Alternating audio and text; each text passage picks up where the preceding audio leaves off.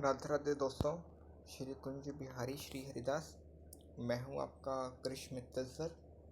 और आज हम lecture number 1 of sexual reproduction in flowering plants पढ़ने जा रहे हैं। मैं आपको एक एक स्लाइड्स इसकी एक्सप्लेन करता जाऊंगा और 7 लेक्चर्स में ये पूरा चैप्टर कंप्लीट किया है मैम ने। तो मैं आपको एक एक स्लाइड और एक एक पेज एनसीईआरटी का रीड कराता जाऊंगा, जिससे कि आपको इसकी बिल्कुल अच्छे से अंडरस्टैंडिंग बन जाएगी। तो चलिए अब हम शुरू करते हैं।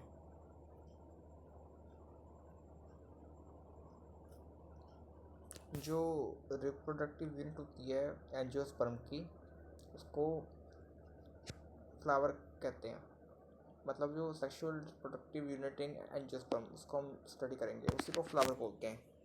जो फ्लावर की डेफिनेशन है, रिप्रोडक्टिव यूनिट इन एंजियोस्पर्म। अभी देखिए, ये जो पहले कैलिक्स होता है, आउटर मोस्ट होल, इसके यूनिट को सेप्टल बोलते हैं।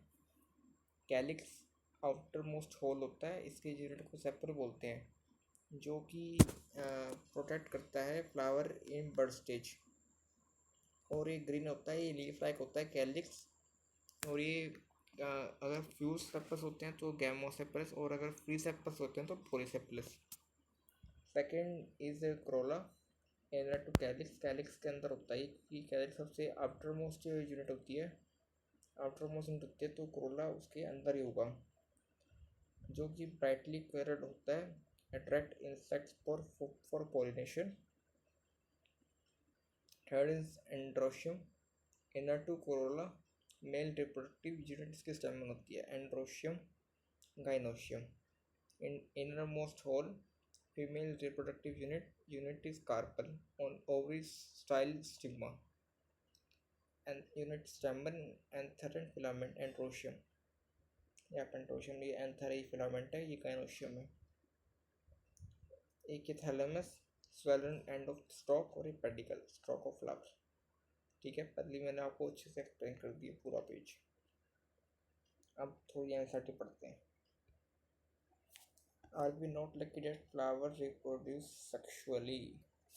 The merits of flower that we enjoy gazing at the secrets and the perfumes that we soon over the rich colors that attracts us, all are there as an aid to sexual reproduction.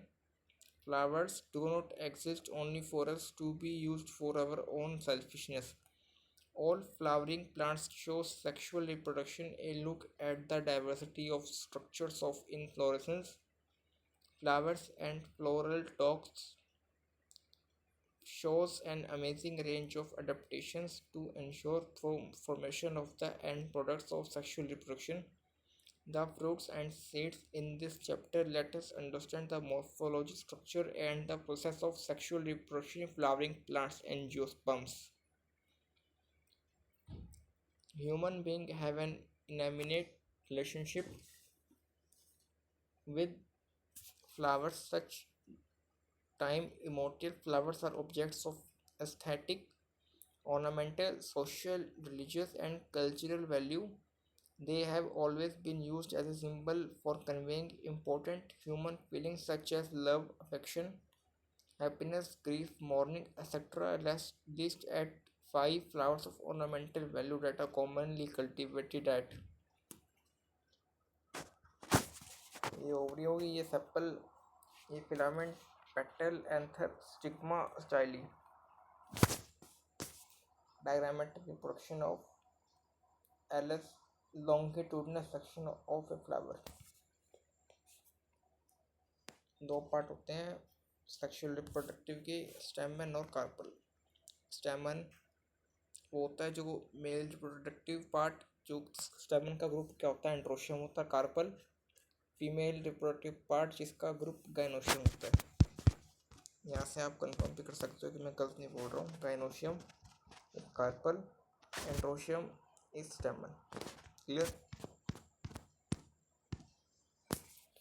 Reproductive sexual reproduction के 3 event होते हैं। पहले तो fertilisation बीच में होती है, pre पहले की फर्टिलाइजेशन, और पोस्ट मतलब बाद में। फर्टिलाइजेशन के बाद तो एम्ब्रियो बनता है ना, फर्टिलाइजेशन होगा फिर साइकोट बनेगा, साइकोट के बाद एम्ब्रियोजेनेसिस होता है, और ट्री में पहले गैमेट्स बनेंगे, पोलन ग्रेन्स और ओवरी बनेगा, उसके बाद फिर जो फिर पोलिनेशन होगा जिसमें गैमेट ट्रांसफर आता है, gamete transfer. Clear.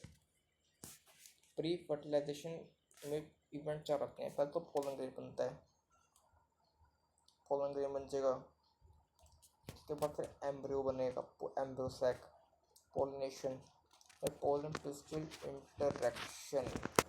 Clear.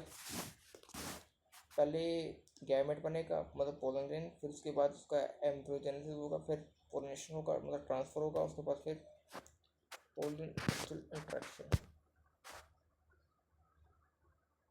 Stamen मतलब कि वही male reproductive part. Microsporophyll, length and number of stamen variable in flowers of different species. Each stamen two parts, anther fertile जो मतलब fertile मतलब जो पोलिनेट करेगा, फर्टाइल तो इनफर्टाइल मतलब जो पोलिनेट नहीं हो सकता, मतलब वो फ्यूज नहीं हो सकता, फर्टाइल मतलब जो फ्यूज हो सकता है फीमेल रिप्रोडक्टिव पार्ट से। एक filament, long slender sterile stock, proximal and attached to thalamus और पेटल। ये उसका लॉन्गिट्यूडनल सेक्शन हो गया। इसके दो लोब्स हो गए, बाइलोब होता है, और 4 माइक्रोस्पोरेंशिया, 2 in each lobe, each in one corner, circular in section, टेट्रास्पोरेंशिएट। ये कनेक्टिव टिश्यू हो गया। ये 2 एंड डिप्लॉयड होता है, diploid connects both lobes of anther, connects anther with filament। ये एंथर की वॉल होगी, डिप्लॉयड होती है। ये भी ये होमोजीनस हो गया, ये टिश्यू होमोजीनस पोरोजीनस टिश्यू। माइक्रोस्पोर मदर सेल, ये इंपॉर्टेंट है गाइस दोस्तों। Transfer section of anther, tetragonal structure of anther, 4 sided filament, filament भी डिप्लॉयड होता है दोस्तों। एंथर हो गया usually bilobed, tetrasporangiate, dithecous. Each lobe has 2 theca wall। Malvaceae family, unilobed, bisporangiate, monoecious।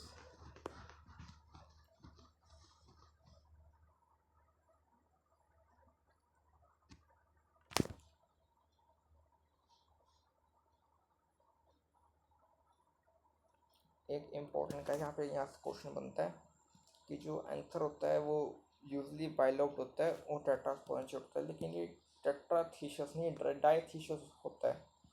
इसमें तो बाइलोब्ड बोलते हैं, लेकिन जब थीका में बात करेंगे तब डाइथीसियस बोलेंगे, टेट्राथीसियस नहीं बोलेंगे, क्योंकि अपने एक लोब की बात करते हैं।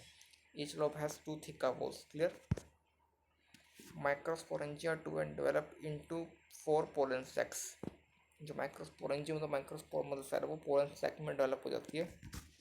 माइक्रोस्पोर मदर सेल और pollen mother cell meiosis. Microspore mother cell और पोलन मदर सेल बनते हैं, मियोसिस करते हैं।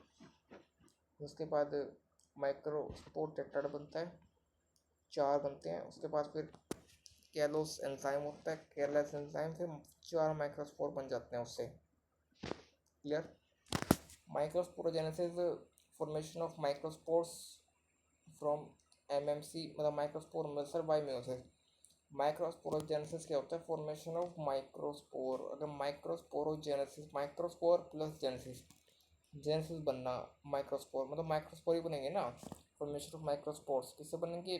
मदर से। और microspore mother by meiosis simple है कि microsporogenesis, formation of microspores from macrospore mother cell is called microsporogenesis। Microsporangia of pollen sacs, pollen mother cell और microspore mother cell, इससे फिर माइक्रोस्पोर टेट्राड बनते हैं। माइक्रोस्पोर टेट्राड के बाद फिर माइक्रोस्पोर्स बनेंगे। माइक्रोस्पोर टेट्राड के बाद माइक्रोस्पोर्स। माइक्रोस्पोर टेट्राड भी पोलन मदर सेल से फिर माइक्रोस्पोर टेट्राड बनते हैं ना, वो हैप्लोइड होते हैं। ये इससे क्वेश्चन बनता है, इंपॉर्टेंट है, ये पॉइंट याद रखने वाला है कि माइक्रोस्पोर मदर सेल और पोलन मदर सेल से माइक्रोस्पोर टेट्राड बनते हैं। उसके बाद ही फिर माइक्रोस्पोर्स बनते हैं। माइक्रोस्पोर टेट्राड हैप्लॉइड, फिर माइक्रोस्पोर्स भी हैप्लॉइड। क्लियर।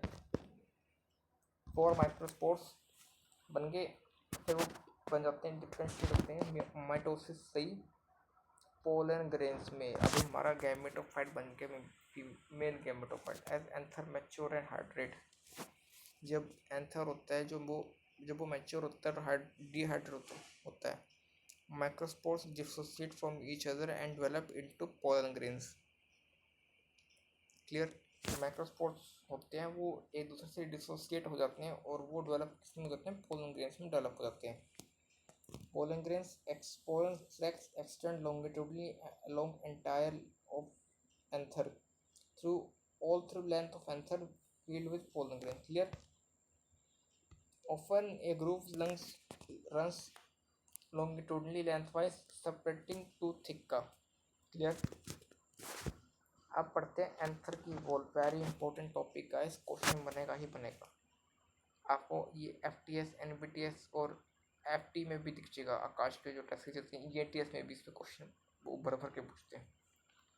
एंथर की 4 वॉल्स होती हैं। जो आउटर 3 वॉल्स है वो प्रोटेक्टिव है और एंथर डाई ये एंथर में लिखा हुआ है guys.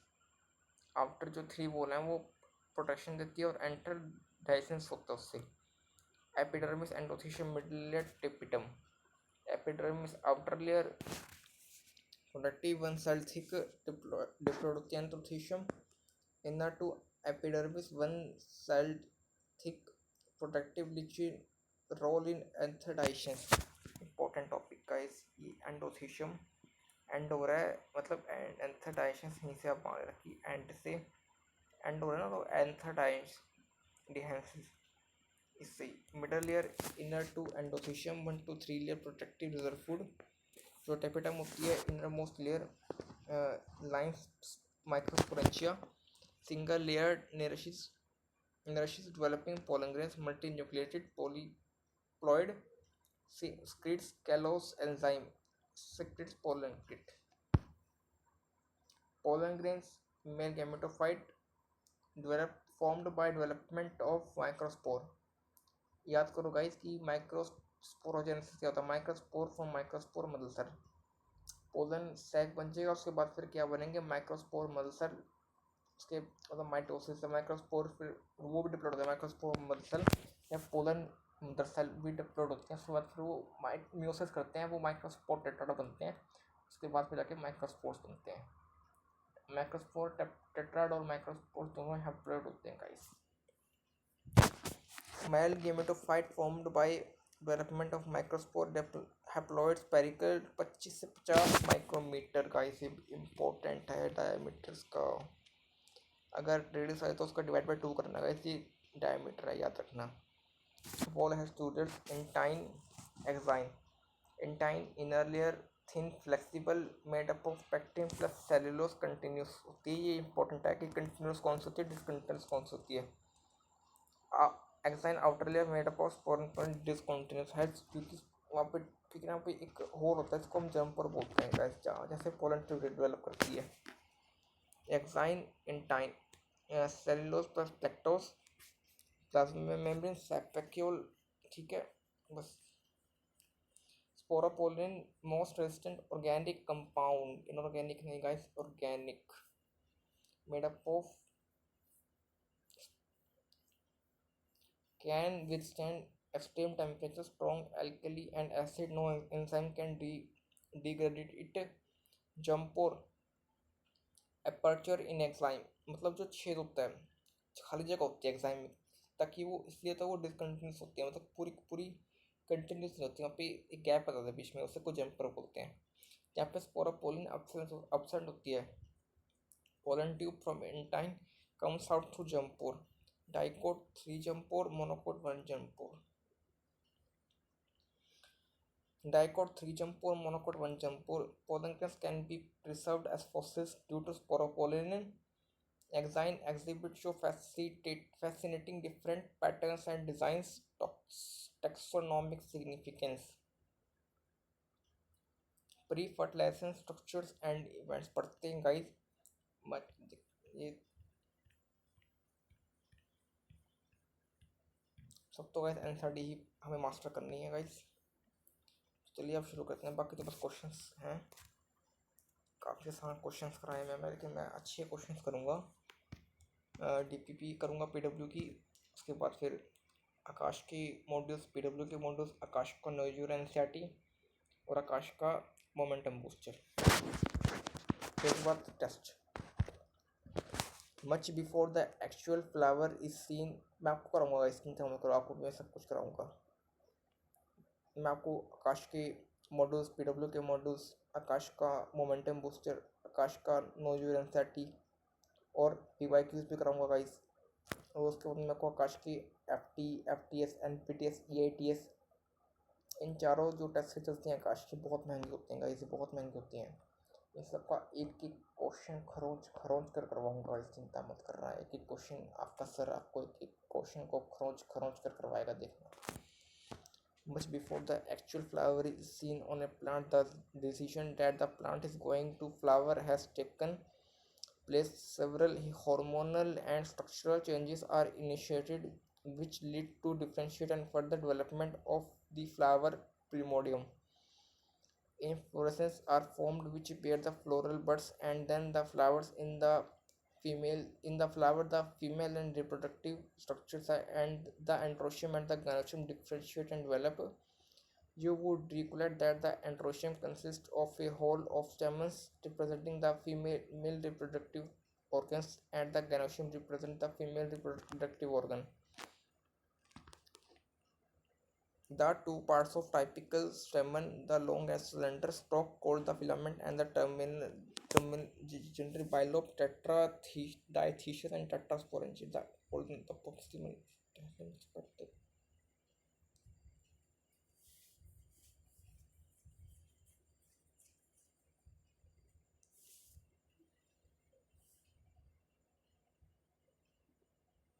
a typical angiosperm anther is bilobed with each lobe having two thicker diatheses, diatheses.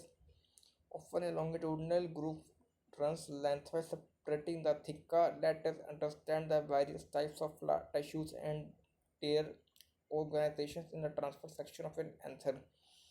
The bilobed nature of the anther is very distinct in the transverse section of the anther. The anther is a four-sided tetragonal structure consisting of four microsporangia located at the corners, two in each lobe. The microsporangia develop further and becomes pollen sacs. They extended longitudinally all through the length of an anther and packed with pollen grains. Structure of microsporangia in transverse section. A typical microsporangia appears near circular in outline. It is generally surrounded by four wall layers: the epidermis, endothelium, middle layers, and the tapetum. The outer three layers perform the function of protection and help in dehiscence of anther to release the pollen. The innermost wall layer is called the tapetum. It nourishes the developing pollen grains. Cells of the tapetum possesses dense cytoplasm and generally have more than one nucleus. Can you think how many tapetal cells could become binucleated? When the anther is young, a group of compactly arranged homogeneous cells called the sporogenous tissue occupies the center of each microsporangium. Microsporogenesis is important, very important, guys.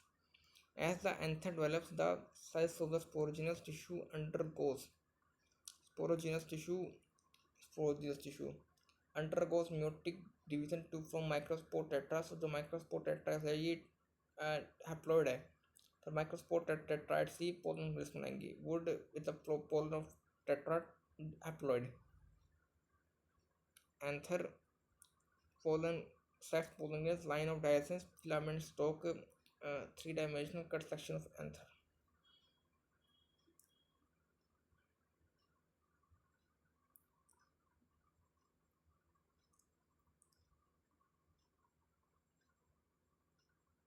ये जो guys जो microspore mother cells है, यही फिर बाद में meiosis करके microspore tetrad बनाते हैं, फिर वो डिफरेंशिएट होता है पोलन ग्रेन्स में. ये इंपॉर्टेंट है guys.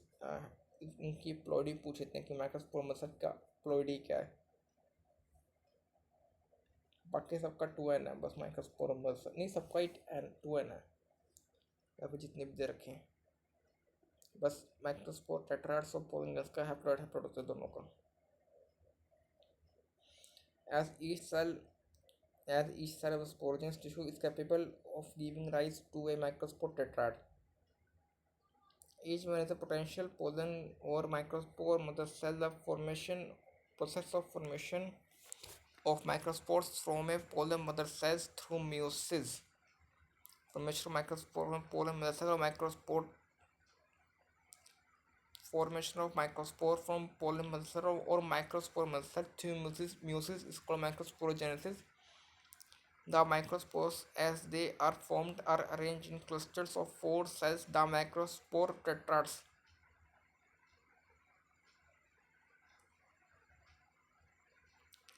As the anther mature and dehydrate, the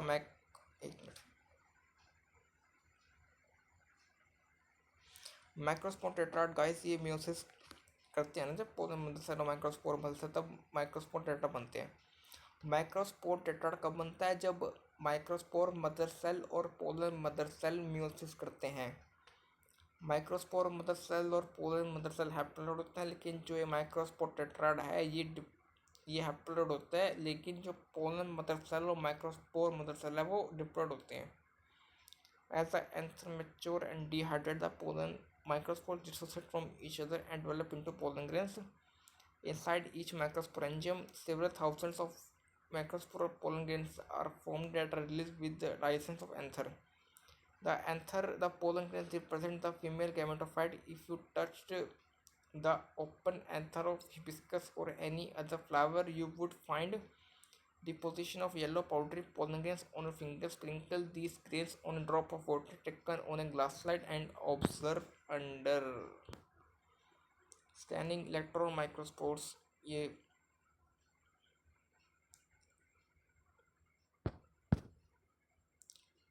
a microspore, you will really be amazed the variety of architecture, size, shapes, color, design, slack seen on the pollen grains from different species. Pollen grains are generally spherical, measuring about 50 micrometer in diameter. Diameter का is important है, radius नहीं है, radius 12.5 से 25 micrometer हो जाएगा. It has permanent two-layered with wall. The hard outer layer called the axine is made up of sporopollen, which is one of the most resistant organic material known.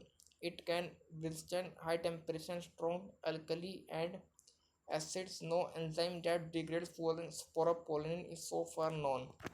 The pollen grain axine has prominent aperture called pollen germ pore. Where sporopollen is absent, pollen grains are well preserved as fossils. Because of the presence of sporopollen, the axine exhibits a fascinating array of patterns and designs.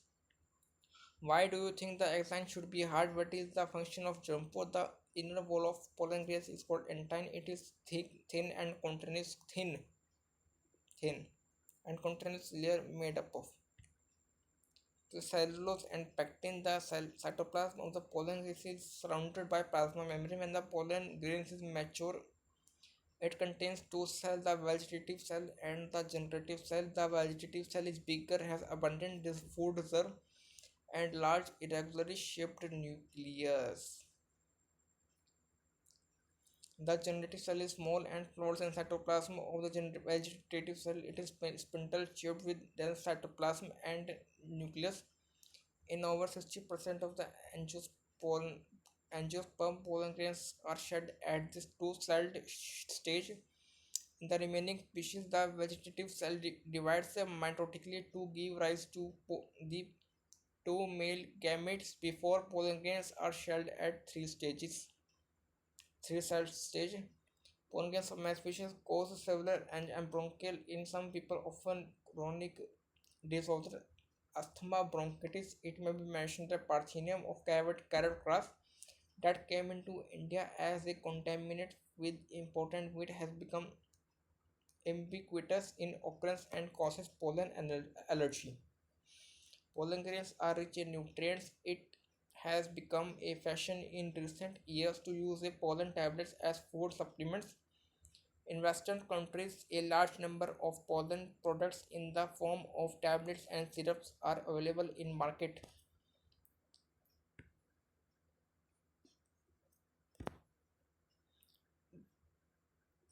When once they are shut, pollinators have to be land on a stigma before they lose viability. If they have to bring about fertilization, how long do you think the pollen grains retain viability? The period for which pollen grains remain viable is highly variable and to extent depends on the prevailing temperature and humidity.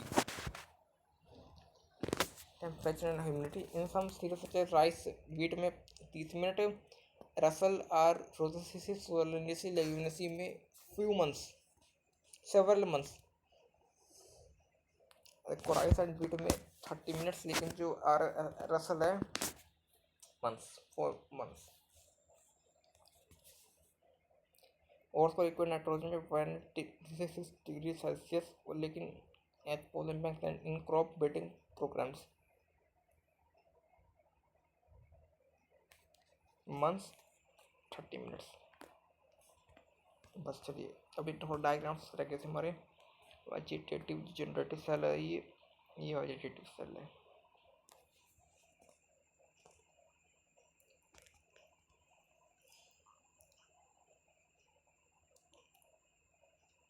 ये चार माइक्रोस्पोरेंशिया, ये vacuole, ये nucleus vacuoles है, ये याद रखना है vacuole. SAP like structure 90% तक वॉल्यूम कवर करता है ये एस्मेटिक स्पिंडल. दोस्तों चलिए अब आज के लिए इतना काफ़ी है. लेक्चर 1 हमारा कंप्लीट हो चुका है. 7 लेक्चर में हम चैप्टर को पूरा करेंगे. All the best. Bye bye.